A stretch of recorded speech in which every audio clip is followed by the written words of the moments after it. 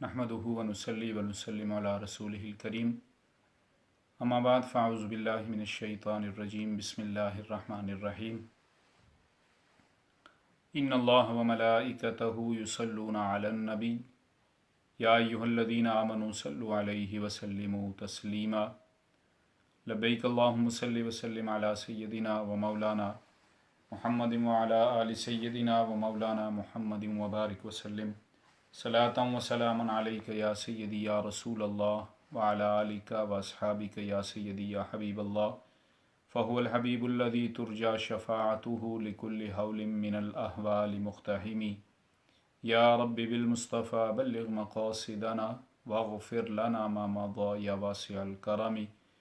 یا رب صل وسلم دائما ابدا علی حبیبک خیر الخلق کلہم صلی اللہ تعالی علیہ وسلم۔ معزز سامعین کرام، رمضان المبارک کے حوالے سے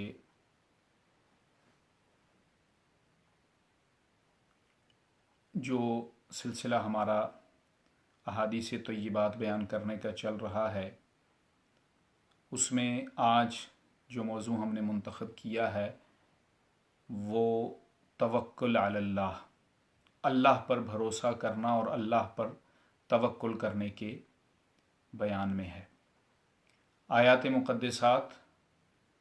اس بارے میں خالق کائنات نے قرآن حکیم میں ارشاد فرمایا فَإِذَا عَزَمْتَ فَتَوَكَّلْ عَلَى اللَّهِ إِنَّ اللَّهَ يُحِبُّ الْمُتَوَكِّلِينَ،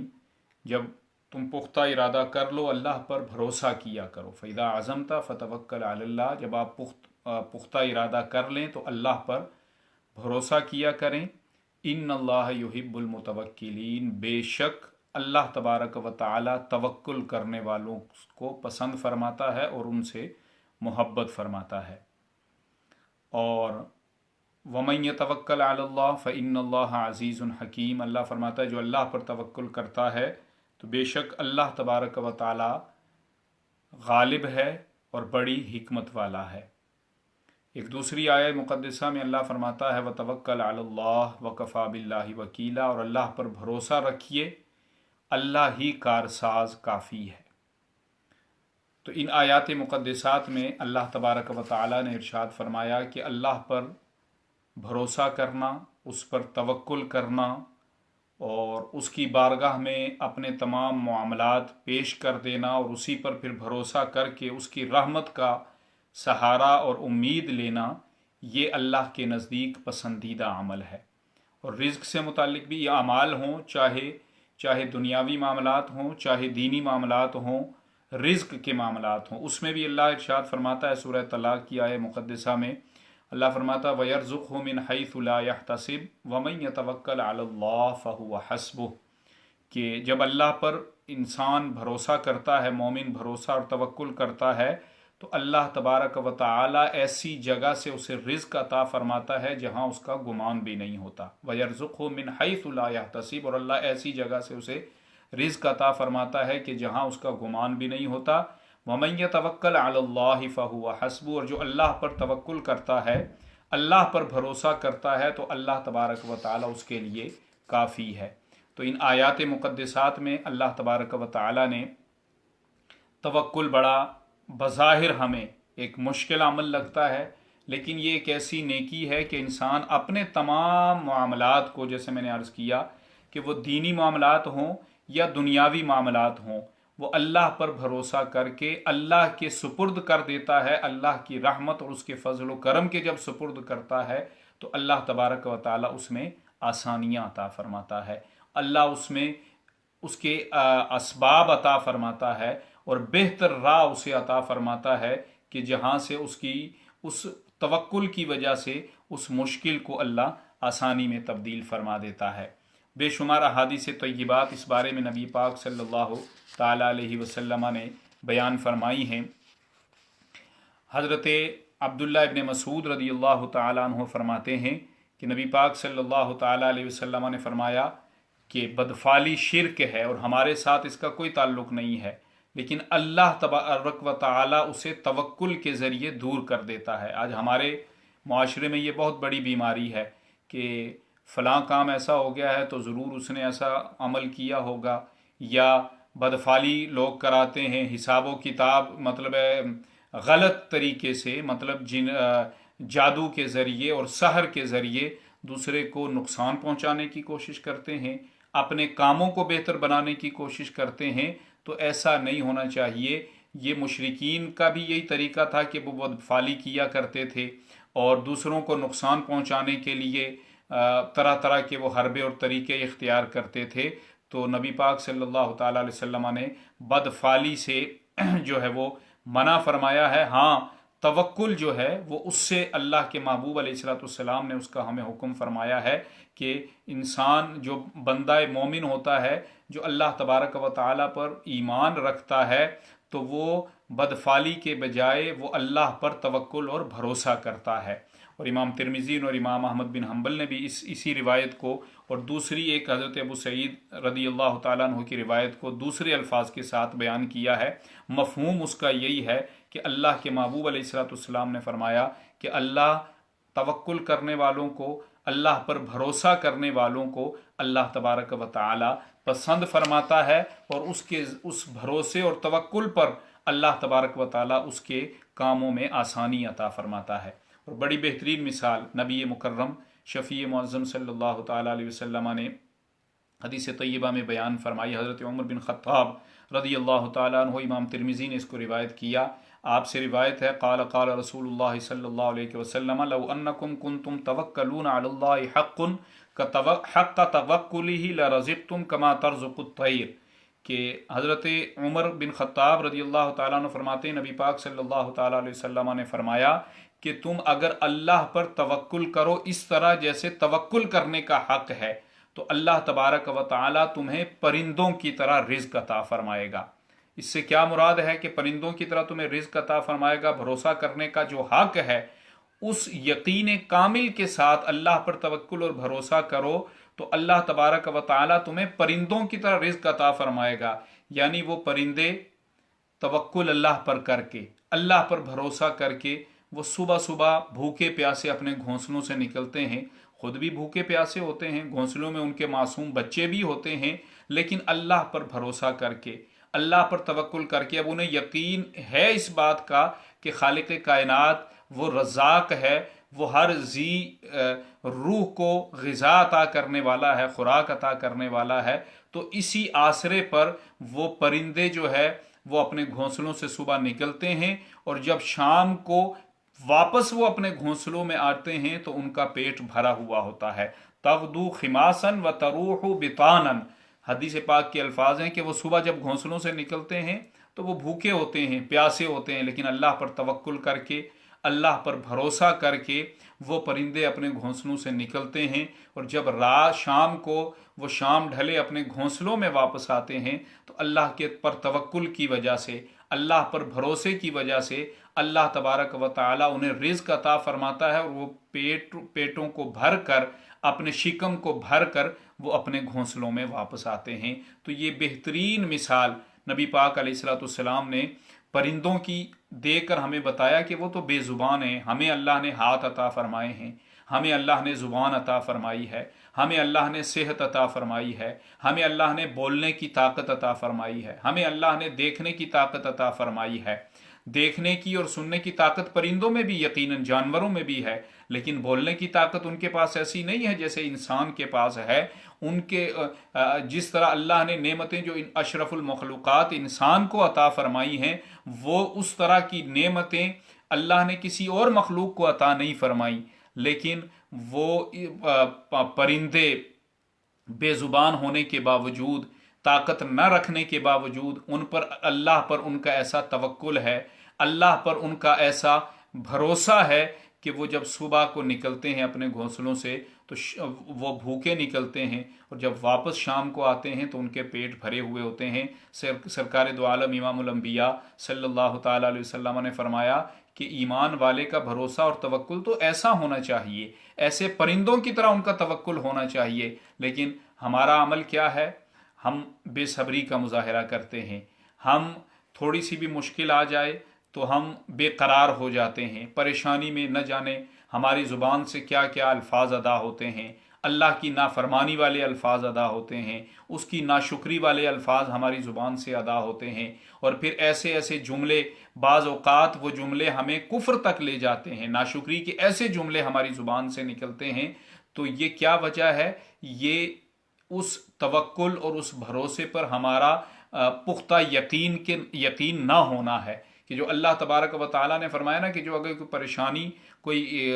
مصیبت آئے گی، کسی وجہ سے کوئی مشکل آئے گی، تو وہ اللہ کی طرف سے ہے، تو اللہ کی طرف رجوع کرو، رجوع اللہ کرو گے تو اللہ تبارک و تعالیٰ اس رجوع کی برکت سے، اس توکل کی برکت سے، اللہ پر یقین کی برکت سے کہ وہی آزمائشوں کو بھیجنے والا ہے، نازل کرنے والا ہے، وہی آزمائشوں کو دور کرنے والا ہے، جب اس توکل اور یقین کے ساتھ ہم اللہ کے دربار میں حاضر ہو جائیں گے تو وہ جس نے آزمائش اور امتحان ہم پر نازل کیا ہے وہی خالق کائنات اس آزمائش کو ہم سے دور فرما دے گا، اس پریشانی کو ہم سے دور فرما دے گا۔ تو نبی پاک علیہ الصلوۃ والسلام نے بھی توکل کا ہمیں احادیث طیبات میں ارشاد فرمایا، اللہ پر بھروسہ رکھنے کا، چاہے وہ جیسے میں نے پہلے عرض کیا کہ دینی معاملات ہوں، دنیاوی معاملات ہوں، اور رزق کے معاملات ہوں، پریشانی اور مصائب اور آلام کے معاملات ہوں، جب اللہ کی رضا سمجھ کر، اللہ کی مشیت اور تقدیر سمجھ کر ہم اس عمل کو اللہ ہی کی بارگاہ میں پیش کریں گے کہ یا اللہ تو خالق کائنات ہے، تو نے یہ آزمائش اور یہ مصیبت ہم پر نازل کی ہے، تو ہی اس کو دور کرنے والا ہے، ہم اس یقین اور توکل کے ساتھ جو تو نے قرآن حکیم میں جس کا حکم فرمایا ہے، جس کا نبی کریم علیہ الصلوۃ والسلام نے احادیث طیبات میں جس کا حکم ارشاد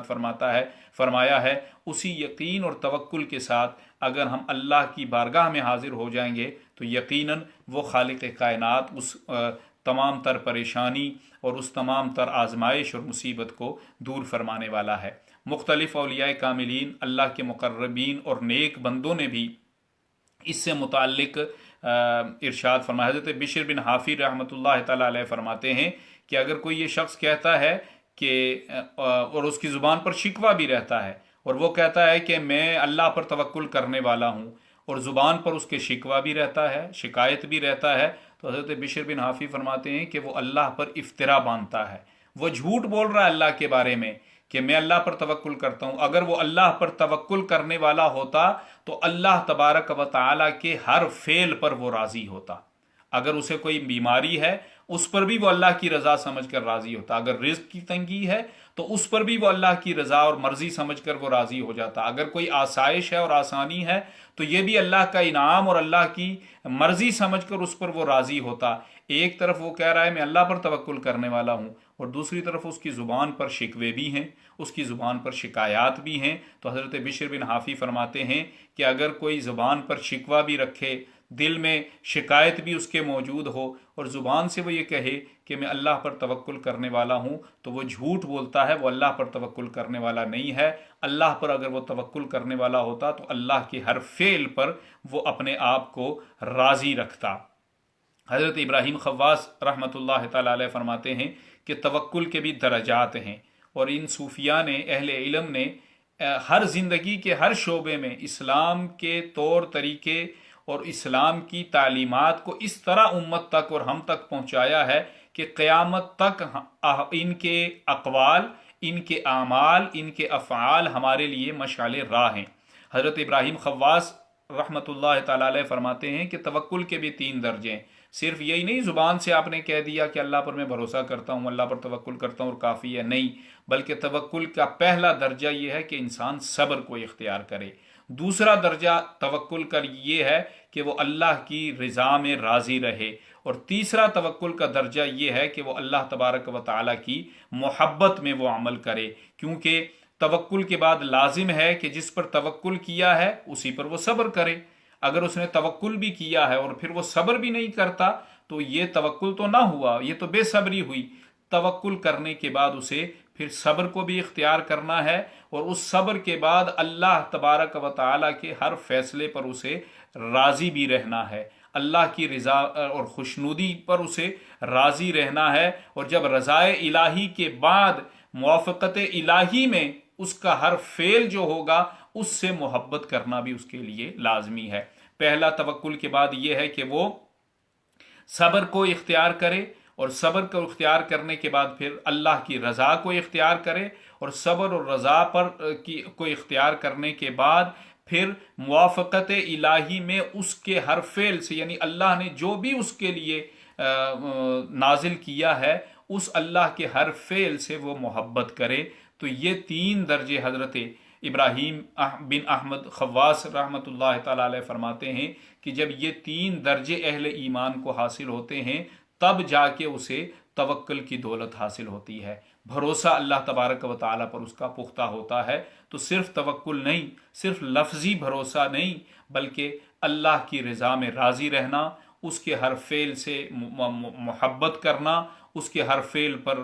راضی رہنا، اور اپنے آپ کو اللہ کے سپرد کر دینا، اللہ کی بارگاہ میں پیش کر دینا۔ تو یہ توکل اور بھروسہ ہے کہ جو صوفیاء نے اور اہل علم نے ہمیں سکھایا ہے، اور جس کی تعلیمات ہمیں ان اولیاء کامل ہیں۔ اور حضرت یحییٰ بن معاذ رحمۃ اللہ تعالی علیہ سے پوچھا گیا کہ آدمی متوکل کب بنتا ہے، اللہ پر اس کا بھروسہ کب پختہ ہوتا ہے؟ تو آپ نے فرمایا کہ جب اللہ کو وہ اپنا وکیل بنانے پر راضی ہو جاتا ہے تو اس وقت انسان متوکل ہو جاتا ہے، یعنی اس طرح اللہ پر وہ بھروسہ کرتا ہے جس طرح اس کی مثال عام طور پر دنیاوی اعتبار سے اگر کسی کا کوئی مقدمہ ہو، عدالت میں کوئی اس کا کیس چل رہا ہو، کوئی مقدمہ ہے، تو وہ کوشش کرتا ہے کہ اچھے سے اچھے وکیل کو وہ ہائر کرے، اور اچھے سے اچھے وکیل کو اپنے مقدمہ لڑنے کے لیے وہ اس کی خدمات کو حاصل کرے۔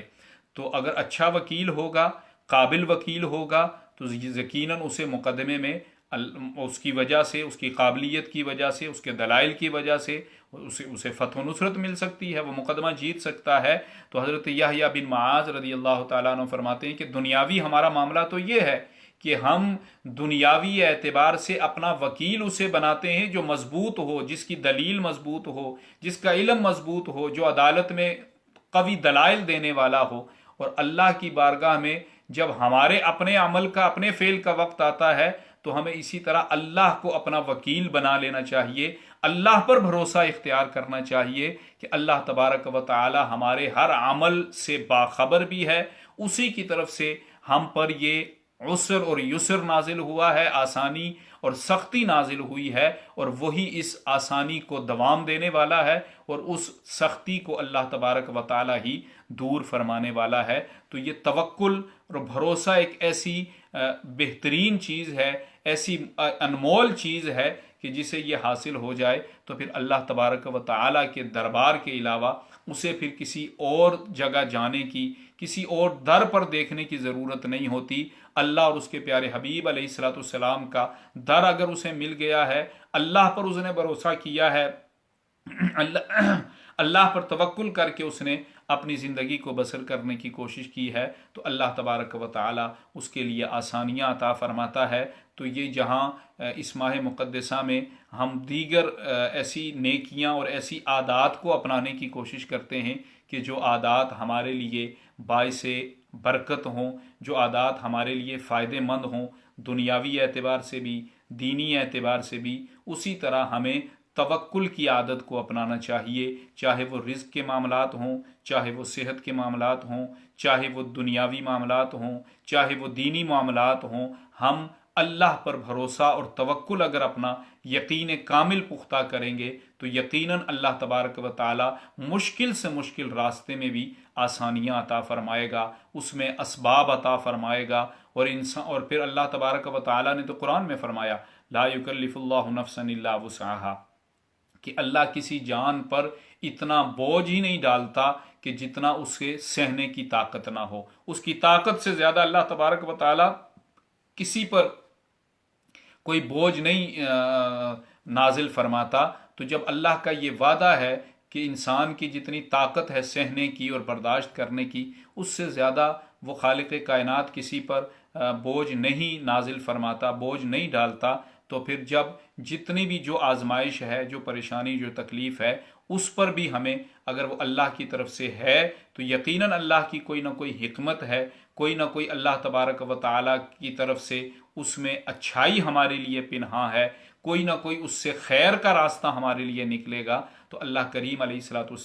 کریم نے اور نبی پاک صلی اللہ تعالیٰ علیہ وسلم نے ہمیں یہی حکم ارشاد فرمایا ہے کہ اس کی ذات پر ایسا بھروسہ کرو، ایسا توکل کرو کہ پھر اللہ تبارک و تعالیٰ اسی مشکل سے تمہارے لیے آسانیاں عطا فرمائے، جیسا کہ توکل کرنے کا حق ہے اور جس طرح بھروسہ کرنے کا حق ہے۔ اور اس ماہ مقدسہ میں جیسے عرض کر رہا تھا کہ دیگر نیکی کے کام ہم کرنے کی کوشش کرتے ہیں، اپنی عادتوں کو بہتر بنانے کی کوشش کرتے ہیں، تو دیگر نیکیوں کے ساتھ ساتھ دیگر اچھی عادات اور خصلت کو اپنانے کے ساتھ ساتھ اگر ہم توکل کی عادت کو بھی اپنانے کی کوشش کریں گے، اللہ پر اپنے یقین اور بھروسے کو مضبوط بنانے کی کوشش کریں گے، تو یقیناً ہمیں دنیاوی زندگی میں بھی اس کا فائدہ ہوگا اور اخروی زندگی میں بھی اللہ تبارک و تعالیٰ اس کی برکات ہمیں عطا فرمائے گا۔ دعا ہے کہ رب کعبہ ہم سب کی تمام جملہ عبادات کو اپنی بارگاہ میں قبول فرمائے، اس ماہ مقدسہ کی رحمتوں اور برکتوں سے ہمیں مالا مال فرمائے،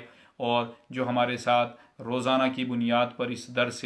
حدیث میں اس درس میں شامل ہوتے ہیں، اللہ تبارک و تعالیٰ سب کو دین و دنیا کی جزائے خیر عطا فرمائے۔ جو بعد میں سنتے ہیں، جو کامنٹس کرتے ہیں، جو اپنی محبت کا اظہار کرتے ہیں، اللہ تبارک و تعالیٰ سب کو سلامتی عطا فرمائے، سب کو عافیت عطا فرمائے، اس ماہ مقدسہ کے فیوز و برکات سب کو نصیب فرمائے۔ بالخصوص ہمارے مسجد کے وہ نمازی، وہ خواتین جو ہسپتالوں میں یا گھروں میں بیمار ہیں، اللہ کریم انہیں صحت و عافیت عطا فرمائے۔ اور